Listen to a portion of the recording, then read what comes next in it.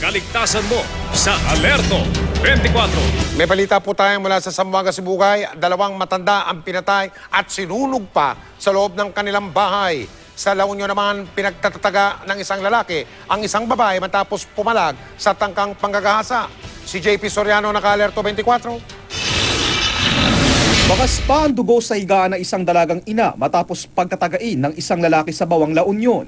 Kinilala ang sospek na si Benji Flores, 18 taong gulang.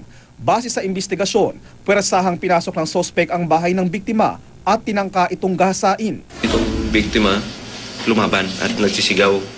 Ngayon, itong mga kapitbahay, rumispondi sa kanila. Pinagtataga ng sospek ang biktima at ang anak niya, pati na ang 3 kapitbahay na sumaklolo. Ito sir, tama ko. 2 beses niya tinamaan ito sir. Isinugod ang mga biktima sa ospital sa San Fernando City.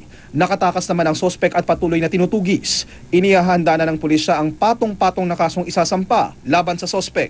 Unang-una is yung attempted rape, prostrated homicide siguro, or serious physical injuries doon sa mga iba pang mataga niya.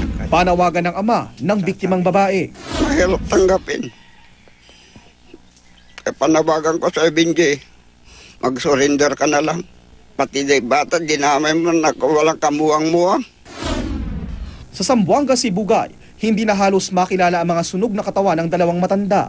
Base sa investigasyon, pinaslang sa kasinilaban sa loob mismo ng kanilang bahay ang mag-asawang sina Marcelino Laing, 80 taong gulang at Dumaya Laing, 75 taong gulang. Ayon sa pulisya, posibleng pagnanakaw ang motibo sa krimen dahil nagbebenta ng mga produktong goma ang mag-asawa. JP Soriano, naka-Alerto 24.